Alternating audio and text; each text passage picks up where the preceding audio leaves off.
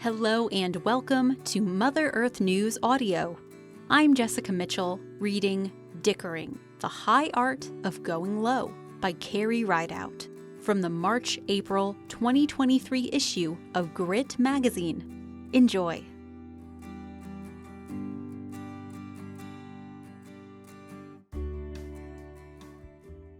If you homestead out past the pavement, chances are you've got a few horse trades under your buckle.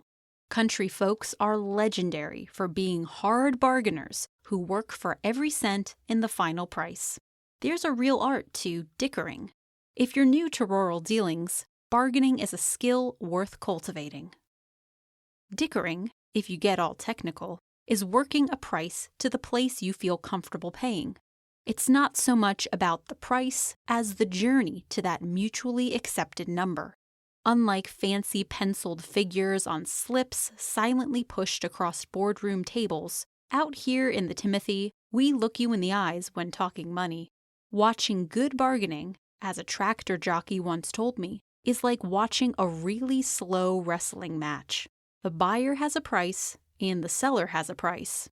No one hurries, and both parties circle the subject, noting the other's words and considering compromise carefully.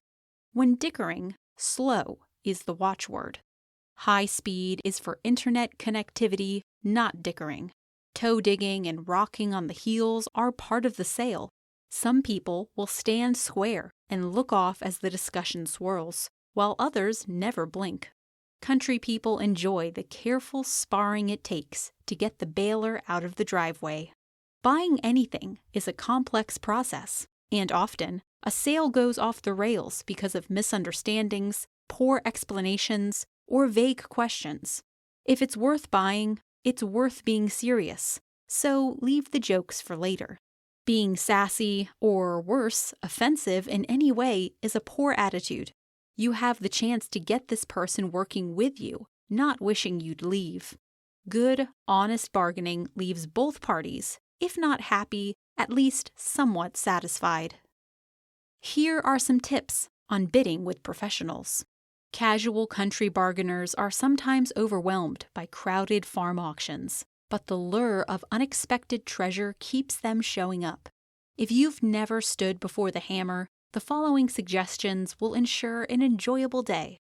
Get on site early to peruse the inventory. Make notes on items that interest you and write down the correct auction number along with the opening bid amount. Once the auction is underway, don't bid too soon. Always bid in short increments and stay steady, ignoring the excitement around you. Long pauses in bidding are okay. They give the initially enthusiastic an opportunity to count coins. Don't leave too soon or get frustrated waiting for a sale item. Fortune rewards the patient. Dress in appropriate seasonal footwear. Bring a lunch, and remember to have fun.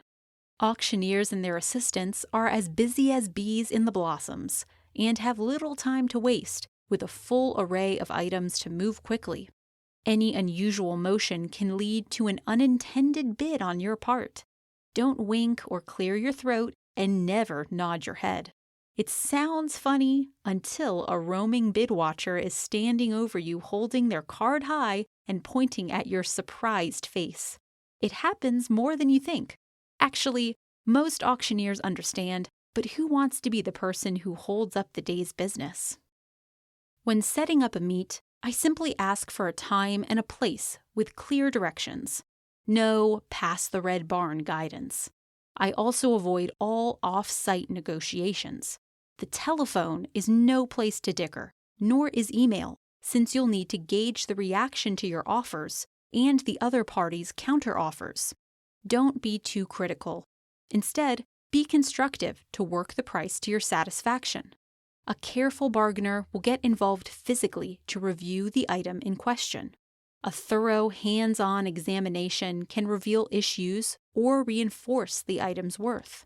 Avoid being too aggressive or loud.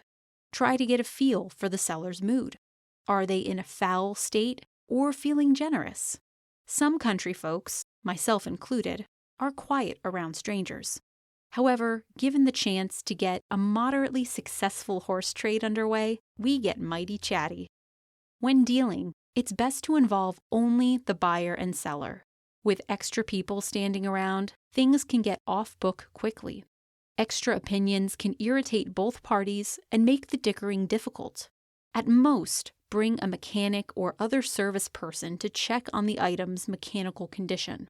If you find you need to have another set of eyes after your first visit, arrange for a later visit, and be clear that you wish to bring a professional. Look for indications of the sale's seriousness.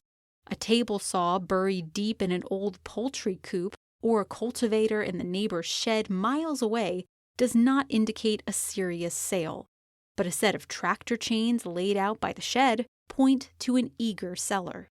After the initial price is established, some buyers immediately lowball, but I prefer to gently guide the talk with questions to get the seller working with me.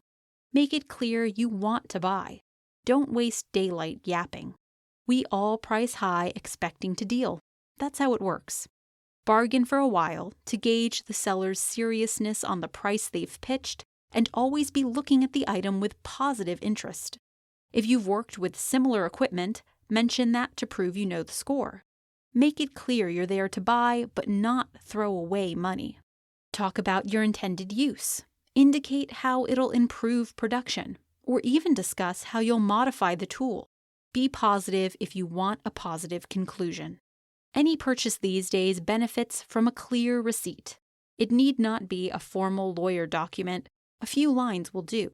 Some folks may balk at the request, but try to stay within the law's parameters. A receipt is pretty much required to legally license an item. A simple receipt should list the item, the names of the buyer and the seller, the date, and the amount exchanged.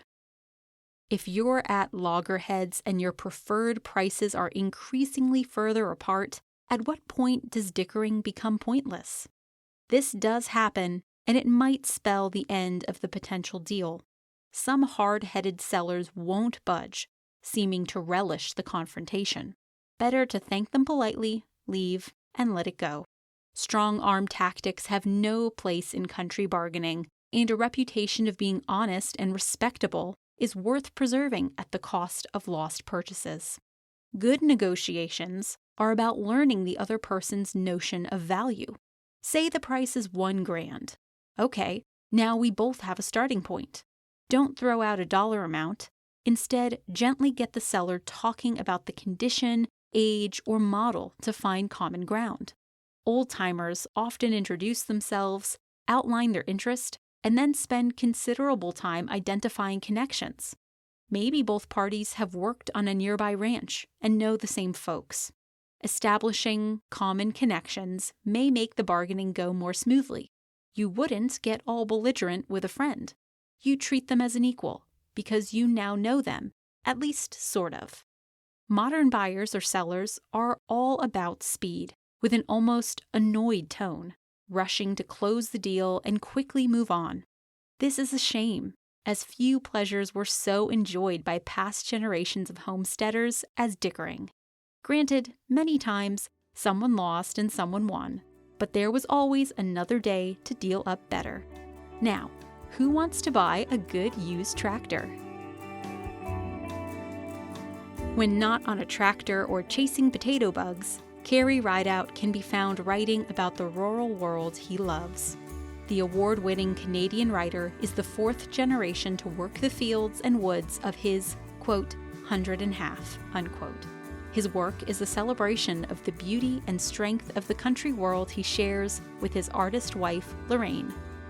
We hope you enjoyed the audio version of Dickering, the high art of going low. You can reach us at letters@grit.com with any comments or suggestions. To listen to more audio articles, go to the Mother Earth News and Friends podcast and look for audio article in the episode title wherever you listen to your podcasts. Music for this reading is So Far, So Close by Jazar. Thanks for listening.